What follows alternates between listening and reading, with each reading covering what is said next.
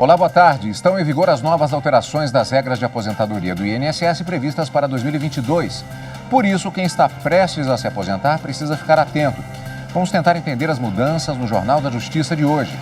Esse é um dos destaques do dia. Vamos aos demais. Polícia Federal resgata grupo de trabalhadores rurais em situação de abandono no Rio Grande do Sul. Presidente do Superior Tribunal de Justiça mantém preso o suposto líder de organização que vendia cocaína a estados nordestinos. Segundo o ministro, a jurisprudência prevê a prisão preventiva quando o acusado tem maus antecedentes criminais. E ainda, STJ nega liminar para que município no Rio de Janeiro possa receber verba federal sem regularizar situação cadastral.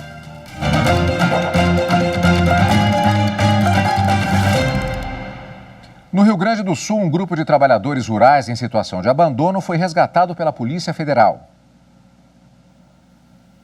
Foram nestes barracos de madeira que a Polícia Federal resgatou 9 trabalhadores em situação de abandono, entre eles um menor de idade. A propriedade fica no município São Borja, no Rio Grande do Sul, e foi localizada depois de denúncia. Segundo a polícia, os homens e o adolescente foram contratados para trabalhar na lavoura, mas em condições degradantes. O Conselho Tutelar foi chamado. Depois do resgate, os trabalhadores foram acolhidos pela Secretaria de Assistência Social de São Borja, que também providenciou o retorno para a cidade de Cacequi, onde todos moram. Agora, a polícia vai instaurar inquérito para apurar o possível aliciamento dos homens para trabalho escravo. O ministro Humberto Martins, presidente do Superior Tribunal de Justiça, negou em decisão individual a revogação da prisão preventiva de um condenado por tráfico de drogas. O homem é apontado como líder de uma organização criminosa que vendia cocaína a estados da região Nordeste.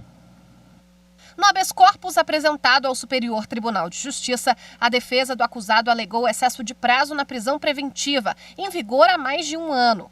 Os advogados argumentaram ainda demora injustificada para o julgamento de recurso pelo Tribunal de Justiça de Rondônia, que tramita desde setembro de 2019.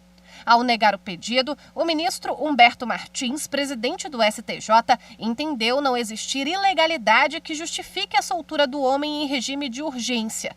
Segundo o ministro, a jurisprudência prevê a prisão preventiva quando o acusado tem maus antecedentes criminais.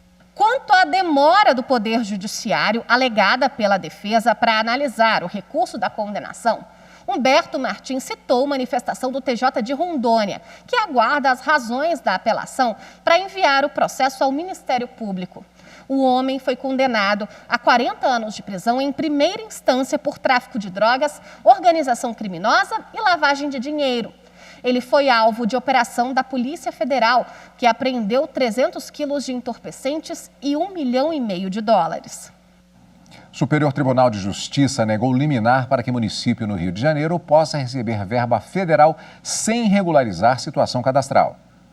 O presidente do STJ, ministro Humberto Martins, negou liminar que pedia para afastar a obrigatoriedade do município de Belford Roxo, no Rio de Janeiro, de regularizar sua situação cadastral junto ao Sistema de Informações sobre Requisitos Fiscais, condição imposta pelo Ministério da Agricultura, Pecuária e Abastecimento para celebrar convênio destinado à compra de equipamentos para aumentar a produção e o escoamento de hortifrutis da região.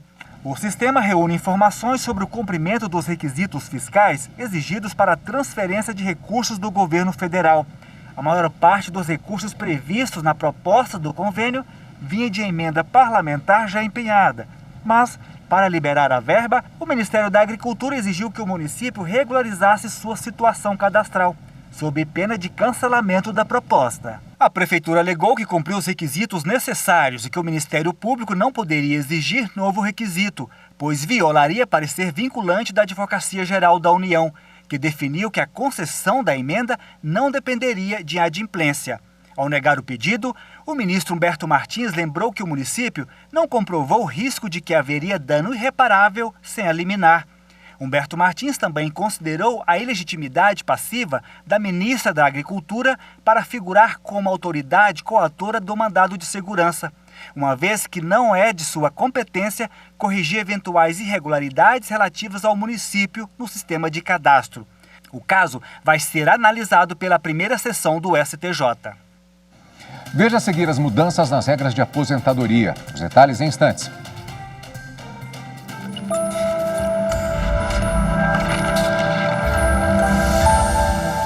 A Constituição, ela é o pacto político que norteia uma nação.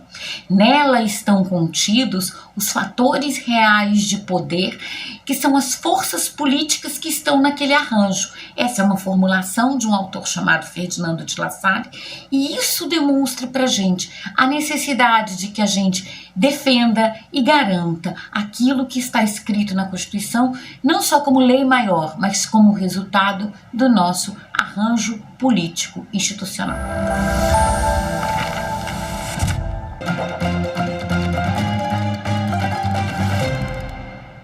3 das 5 regras de transição para aposentadoria estabelecidas com a reforma da Previdência sofreram alterações agora no dia 1º de janeiro. Por isso, quem está prestes a se aposentar precisa ficar atento. A gente dá uma forcinha e traz para você as principais mudanças adotadas pelo INSS. A reforma da Previdência, sancionada em 2019, estabeleceu idade mínima para pedir a aposentadoria do INSS e tempo mínimo de contribuição. Para quem está próximo de se aposentar, ainda há regras de transição. Um período de adaptação que permite que o trabalhador não seja prejudicado. Pela regra da idade mínima progressiva, é preciso ter em 2022 57 anos e 6 meses de idade e 30 anos de contribuição para mulheres e 62 anos e 6 meses de idade e 35 anos de contribuição para homens. A idade mínima nessa regra de transição sobe 6 meses a cada ano, até chegar a 62 anos para mulheres em 2031 e 65 para homens em 2027. Pela regra de pontos, é preciso somar a idade com o tempo de contribuição. 89 pontos para mulheres com ao menos 30 anos de contribuição e 99 pontos para homens com ao menos 35 anos de contribuição. A pontuação sobe 1 ponto a cada ano até chegar a 100 pontos para mulheres em 2033 e 105 pontos para homens até 2028.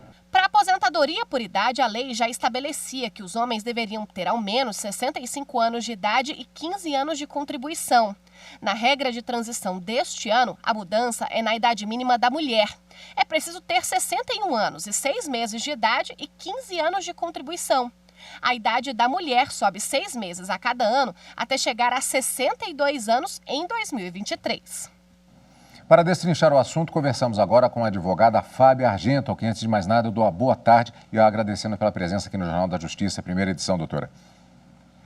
Boa tarde, Carlos Eduardo. É um prazer estar aqui, poder esclarecer essas dúvidas que são bastante recorrentes sobre as alterações que nós tivemos nos benefícios agora em 2022. Doutora, é um desafio porque é um tema que, na verdade, chama muito atenção, interessa a grande parte da população brasileira, mas ele é complexo.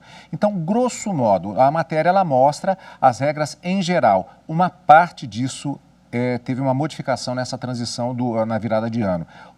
Quais as regras especificamente, vamos reforçar, que foram modificadas justamente a partir da virada do dia 31 para o dia 1º de janeiro? Tá, joia. Nós tivemos aqui a alteração na aposentadoria com idade mínima progressiva, então a gente acabou aumentando, teve um acréscimo no requisito etário, então passa a ser requisito a partir de 1 de janeiro de 2022 para a aposentadoria nesta regra. O homem precisa contar com tempo de contribuição de 35 anos e idade mínima de 62 anos e 6 meses.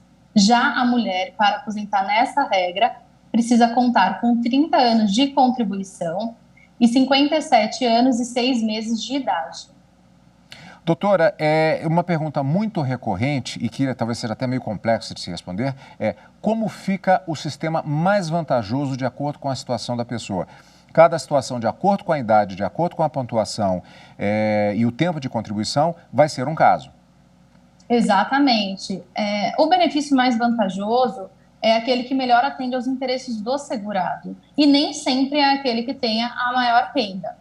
Evidentemente que a maioria dos segurados buscam um benefício com maior renda, mas é preciso analisar o histórico de cada um, a apuração de forma muito personalíssima, é analisado o histórico de cada um. Então, antes de requerer a aposentadoria, é importante que o segurado saiba quais cenários ele se enquadra, quando que vai atingir os requisitos e qual que é a perspectiva de renda. Doutora, justamente nessa perspectiva de cada caso é um caso, o site do INSS ele fornece uma possibilidade de simulação. É uma boa fonte para se calcular o caso individual? O site do INSS, ele tem a simulação, mas ela é uma simulação mais simples. Temos algumas funcionalidades que, infelizmente, não estão habilitadas, como, por exemplo, tempo de contribuição especial que precisa ser convertido. Então, o site do INSS oferece um panorama, porém não tão completo. Por exemplo, vamos pegar alguns casos concretos. Nós conversamos antes da entrevista e a professora falou a respeito de uma situação que demonstra justamente a especificidade de cada caso. Então, por exemplo, uma pessoa que tem 58 anos de idade, homem, e tem 37 anos de tempo de contribuição. É uma situação específica que a senhora falou a respeito de quem tem pouco tempo de contribuição, mas uma idade elevada. E uma situação inversa, quem tem um tempo razoável de contribuição, começou a trabalhar cedo, por exemplo, e ele tem uma idade ainda longe desses 100% que serão completados posteriormente. Podemos falar um pouquinho a respeito dessa diferença? É muito diferente uma situação da outra? Então, a gente está diante de algumas regras que têm, de fato, requisitos diferentes, né? O segurado que conta com um tempo de contribuição, se homem, perto dos 35 anos, ele vai estar propenso a uma aposentadoria por tempo, enquanto o segurado que tem um tempo reduzido de tempo de contribuição, ali perto dos 15 anos, possivelmente vai se aposentar na aposentadoria por idade. Então, a gente tem que analisar esses cenários que depende do histórico contributivo de cada pessoa. Cada uma dessas mudanças nessas três regras, regra de idade mínima progressiva, regra dos pontos e aposentadoria por idade, a mudança é muito forte para quem já está na expectativa de se aposentar ou isso não modifica significativamente a situação de cada brasileiro? A aposentadoria pela regra da idade mínima progressiva, ela aumenta 6 meses a cada ano, enquanto a regra de pontuação, lembrando que a pontuação ela é resultante da soma do tempo de contribuição e da idade do segurado, e aí ela sofre um acréscimo de 1 ponto a cada ano. Olha só, doutora, surgiu uma pergunta interessante aqui. Estão me repassando que 6 meses parece uma quantia de tempo pequena. Mas, por exemplo, pessoa que fez o serviço militar obrigatório, que dá mais ou menos um período de 1 ano, já dá uma diferença justamente na hora de pedir a aposentadoria. Pode se contar nesse caso? Sim, é muito importante que exista essa entrevista previdenciária, embora o INSS ele tenha por dever orientar e conceder o melhor benefício, às vezes isso nem sempre acontece, sobretudo agora, nesse período de requerimentos digitais, que acaba não tendo contato físico. Então, sim, é importante que quem tenha prestado serviço militar de forma obrigatória ou voluntária apresente o certificado de reservista para que esse tempo, independente de contribuição, seja computado na sua aposentadoria. Doutora, para encerrarmos, o importante, então, é que a pessoa analise os dados, possivelmente com alguma orientação, para que ela possa ter certeza de como será dado o melhor encaminhamento no caso individual dela. Exatamente. Isso é um dever do INSS, que é fornecer e orientar quais são as possibilidades dentro de cada regra, qual é o cenário, para que não incorra num benefício que seja prejudicial ao segurado. Doutora, muito obrigado pela sua participação e nessa tentativa de passarmos um pouco, pelo menos, das questões envolvendo essa aposentadoria e a mudança de regras que aconteceu agora. Muito obrigado pela participação. Muito obrigada. Até mais. Até mais. E veja a seguir, na retrospectiva do STJ, você vai ver a iniciativa do presidente da Corte de receber cidadãos no próprio gabinete.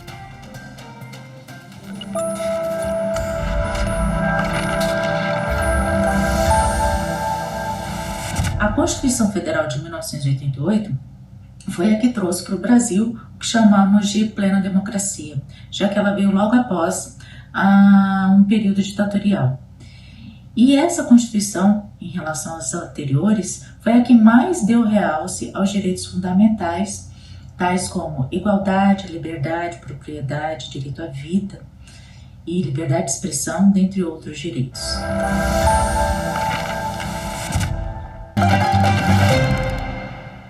Nesta semana, você acompanhou as principais decisões do Superior Tribunal de Justiça em um ano ainda marcado pela pandemia. Hoje, na última reportagem da retrospectiva STJ, vamos mostrar um importante precedente sobre anulação de registro de paternidade e também uma iniciativa inédita do presidente da Corte de receber cidadãos no próprio gabinete. Apesar dos desafios em 2021, o STJ seguiu o ritmo de julgamentos e novamente atingiu a meta de julgar mais processos do que os recebidos, dando um ponto final a questionamentos de milhares de cidadãos. Em um desses julgamentos, em novembro, a terceira turma decidiu que a ausência de vínculo socioafetivo e o vício de consentimento autorizam a anulação do registro de paternidade. Por unanimidade, o colegiado deu provimento a um recurso especial em que o recorrente pediu a anulação do registro de paternidade em razão do menor não ser seu filho biológico, o que foi comprovado em exame de DNA. Os ministros entenderam que o suposto pai foi induzido ao erro quando foi registrar a criança. O homem alegou também que não criou vínculo socioafetivo com o menor. Na ação negatória de paternidade movida pelo pai registral, o Tribunal de Justiça do Paraná entendeu que ele não foi induzido em erro por ter reconhecido a paternidade voluntariamente na época do nascimento. Com isso, não poderia agora, cerca de 10 anos depois, levantar dúvidas sobre esse fato. O homem recorreu então ao Superior Tribunal de Justiça.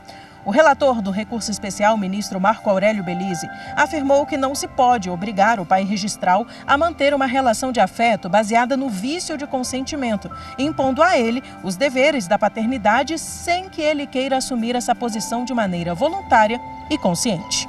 Marco Aurélio Belize destacou que a paternidade socioafetiva deve prevalecer quando em conflito com a verdade biológica, o que não é a situação do caso analisado, onde não se desenvolveu relação socioafetiva entre o menor e o pai registral.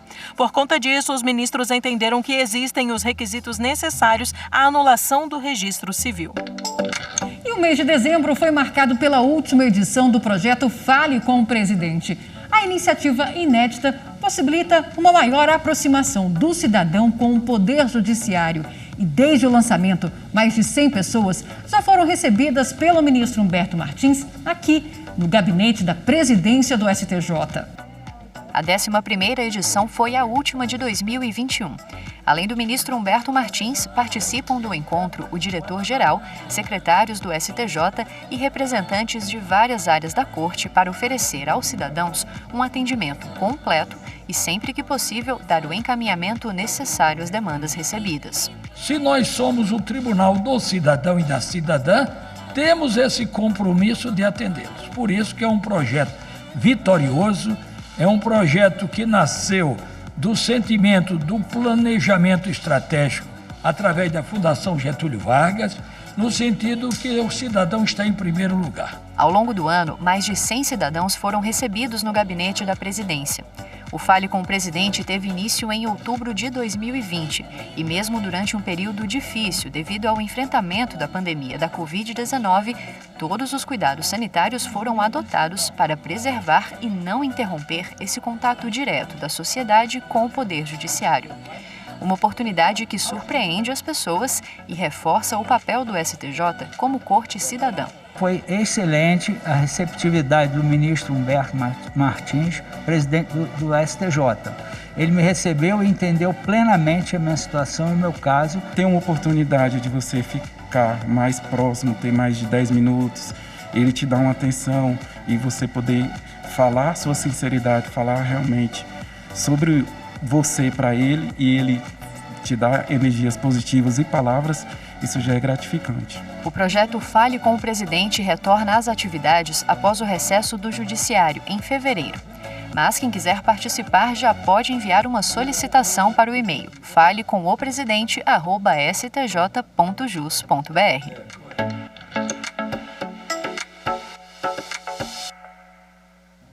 E na retrospectiva do Supremo Tribunal Federal, você vai ver que o plenário da Corte deu provimento parcial a um recurso do Distrito Federal contra a Unimed.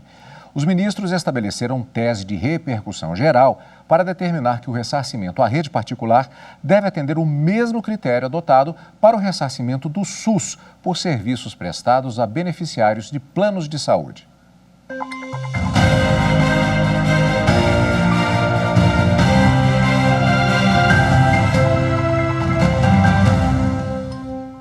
O recurso do Distrito Federal é contra a decisão do Tribunal de Justiça que obrigou o governo a pagar pelos serviços de saúde prestados a um paciente na rede privada, após determinação judicial. Segundo a decisão do TJ, é dever do Estado custear a internação em hospital particular quando não existir vaga no sistema público. No recurso, o Distrito Federal alega que o ressarcimento deve ser feito de acordo com os parâmetros e valores estabelecidos pelo Sistema Único de Saúde para a remuneração da rede complementar, ou seja, da forma como ocorreria com as unidades particulares contratadas pelo Estado para atendimento público. O relator, ministro Luiz Roberto Barroso, ressaltou que os valores não devem nem ser fixados unilateralmente pelo Estado, como é a tabela do SUS, nem devem ser fixados unilateralmente pela empresa privada. Barroso também ressaltou que há um critério legal para o reembolso a ser feito ao SUS pela iniciativa privada quando seja utilizado o serviço público em lugar da rede privada. Este valor não é fixado unilateralmente pelo SUS, mas sim pela Agência Nacional de Saúde Suplementar, que é uma agência reguladora independente. Barroso entendeu que é razoável que se adote, em relação ao ressarcimento da rede privada, o mesmo critério utilizado para ressarcimento do Sistema Único de Saúde por serviços prestados a beneficiários de planos de saúde. Até dezembro de 2007, tal critério era a Tabela Única Nacional de Equivalência de Procedimentos. Após, passou a ser a tabela do SUS, ajustada de acordo com as regras de valoração do SUS e multiplicada pelo Índice de Valoração do Ressarcimento, o IVR. Nesse sentido, o ministro deu provimento em parte ao recurso e propôs a tese de repercussão geral. O ressarcimento de serviços de saúde prestados por unidade privada em favor de paciente do Sistema Único de Saúde, em cumprimento de ordem judicial, deve utilizar como critério o mesmo que é adotado para o ressarcimento do Sistema Único de Saúde por serviços prestados a beneficiários de planos de saúde. Portanto, presidente, simplesmente estou determinando que o SUS reembolse a iniciativa privada pelo mesmo critério que a iniciativa privada deve reembolsar o SUS na hipótese inversa. Esse é o meu voto, presidente. Os demais ministros acompanharam o relator unanimemente.